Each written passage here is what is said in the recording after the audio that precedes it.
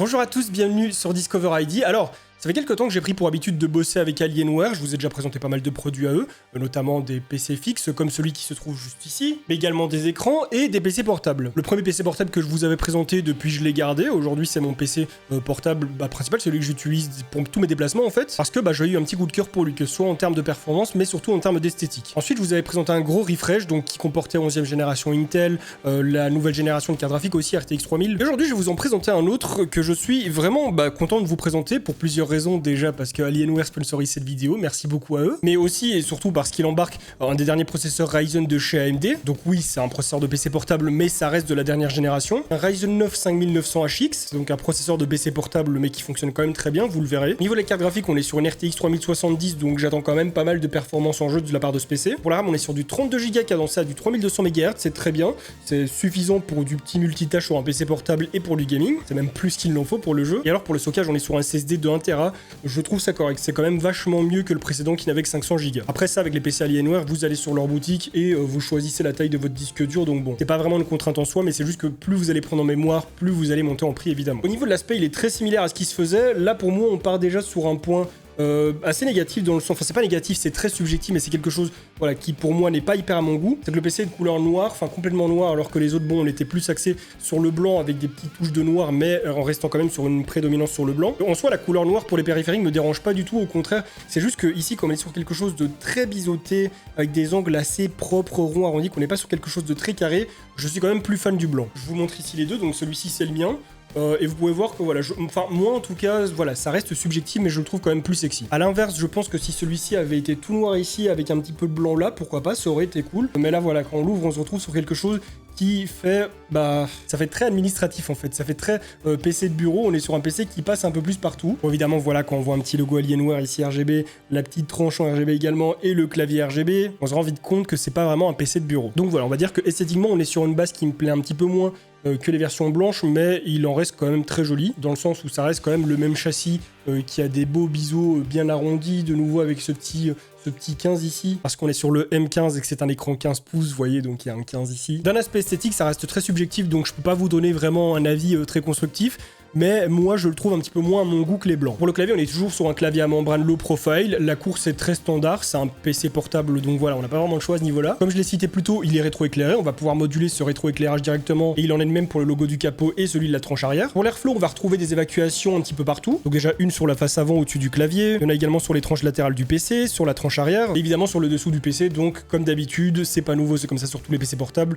il faudra bien le laisser respirer. Genre commencez pas à le mettre sur vos lits, sur vos genoux, sur une couverture, ça vous oubliez. En ce qui concerne l'écran, on est sur une dalle 15 pouces QHD, son taux de rafraîchissement est de 240 Hz et son temps de réponse de 2 ms. Au niveau de la luminosité, on peut monter jusqu'à 400 nits, et alors, faut savoir que l'écran couvre 95% du profil DCI P3. Donc ça, je sais que la plupart des gens vont s'en foutre ou même ne pas savoir ce que c'est juste la plage de couleurs qui est couverte par l'écran, donc c'est pour tout ce qui est photo, vidéo, colorimétrie. Et aussi, oui, c'est vrai qu'en gaming, ça permet d'avoir de belles couleurs. Petit point que je cite rarement dans les PC portables, parce que moi, bon, c'est quelque chose qui m'intéresse très peu, je sais que la plupart des gens s'en foutent aussi. On est sur une webcam qui filme en 720p à 30 images secondes. Bon voilà, c'est pas une révolution, mais c'est ce qui se fait aujourd'hui sur les PC portables standards. Alienware, c'est quand que vous nous faites une webcam en 4K avec un micro cardioïde et tout ça là. Pour les connectiques, on va retrouver deux ports USB 3.2 sur la tranche de droite, un autre port USB 3.2 sur la tranche arrière, une sortie HDMI 2.1, un port USB Type C 3.2, un port RJ45 pour la connexion internet, et alors évidemment l'entrée de la prise d'alimentation. Donc ça c'était pour tout l'aspect physique du PC. Maintenant on va un petit peu checker ce qui se passe au niveau des performances. Ah oui, au fait, faut pas que j'oublie de vous en parler, mais Alienware organise un petit concours. Voilà, je vous donnerai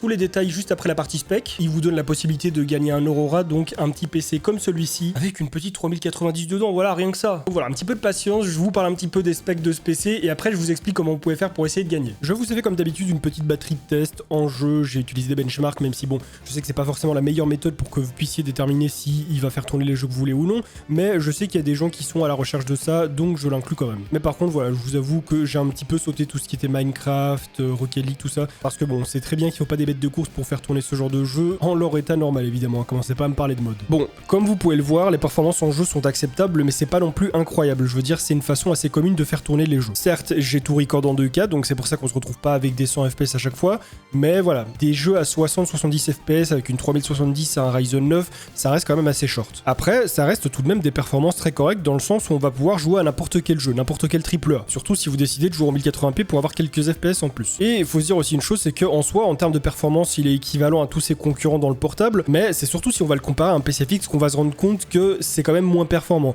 Après voilà, on ne compare pas un PC portable à un PC fixe. Faut prendre en compte sa taille qui ne lui permet pas d'avoir les mêmes composants qu'un PC fixe, également le fait qu'il possède déjà un écran intégré, le clavier, le pavé numérique, bon, toutes des features que n'ont pas les PC fixes. Donc forcément, on peut pas avoir un équivalent performance-prix avec un PC fixe, un PC portable, ça n'a jamais été le cas. Au niveau des températures, comme d'habitude, ça chauffe, ça on sait rien y faire, hein. Dans un châssis aussi petit, c'est impossible d'avoir des températures aussi correctes que dans un PC fixe. Encore une fois, le boîtier n'est pas assez grand, il ne respire pas assez, mais par contre on a quand même un système de ventilation qui fait bien le taf. À savoir que moi, avec les températures que j'ai, là je l'ai utilisé en mode équilibré. C'est-à-dire que si le bruit ne vous le dérange pas, et que vous pouvez voilà, vous mettre un petit casque sur les oreilles, vous activez le mode voilà, la soufflerie à fond, on va dire. Et certes, ça fait un petit peu de bordel, mais au moins vous avez quelque chose qui est beaucoup mieux refroidi. Sinon là ouais, on va se retrouver avec des températures autour des 90 pour le processeur, autour des 70 pour la carte graphique.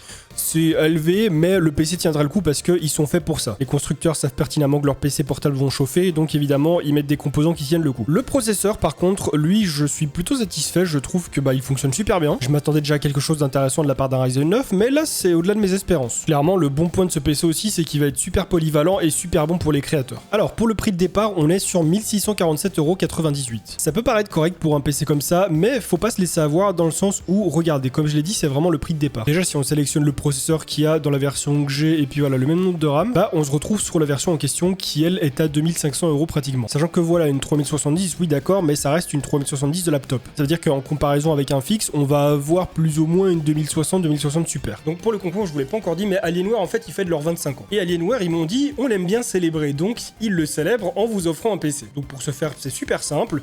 Dans la description, vous allez trouver un petit lien. Ce petit lien, ça va être un glim.io comme d'habitude. Vous allez devoir faire toutes les actions qui sont dessus, donc c'est suivre tous les réseaux d'Alienware et répondre à la question qu'ils ont posée, histoire de gagner un petit peu plus de points. Je l'ai dit juste avant il y a quelques secondes, vous pouvez pas avoir oublié déjà. Une fois que vous avez rempli tout ça, vous avez plus qu'à attendre et si vous recevez un petit mail de la part d'Alienware, c'est que vous avez gagné. Alors malheureusement, ce concours n'est disponible qu'en France. Je suis désolé pour la Belgique, pour la Suisse, pour tous les autres. C'est Alienware qui organise le concours. Là pour le coup, j'ai pas la main dessus, donc voilà. Et petite précision, le concours commence le jour où je sors cette vidéo, donc le 7 octobre, et il se terminera le 21 octobre. Bref, mon avis sur cette machine, c'est que comme d'habitude venant d'Alienware, c'est du lourd, c'est de la bonne bébête. On est toujours sur des produits qui sont pas forcément abordables parce que c'est Alienware, c'est une marque qui coûte. On l'a déjà dit en vidéo, évidemment si vous voulez un équivalent moins cher, ça se trouve, mais la qualité Alienware, vous la payez. Enfin bref, on en a déjà discuté, si vous voulez de l'Alienware, il faudra y mettre le prix. En tout cas, moi je suis content d'avoir pu tester cette machine, ça fait plaisir de pouvoir tester un petit peu de la AMD dans du PC portable. Commence à devenir très sérieux aussi pour AMD niveau PC portable, donc ça c'est vraiment cool. À vous de voir maintenant si vous en avez l'utilité et l'envie. Bref, j'espère que cette vidéo vous aura plu. Si c'est le cas, n'hésitez pas à la liker et à la partager pour me soutenir, à vous abonner à ma chaîne YouTube sans oublier de cliquer sur la petite cloche pour recevoir des notifications lorsque je vais sortir de nouvelles vidéos, à me follow sur mes réseaux sociaux et à regarder d'autres vidéos qui s'affichent actuellement à l'écran. Et sur ce, on se retrouve très bientôt pour une nouvelle vidéo. En attendant, portez-vous bien.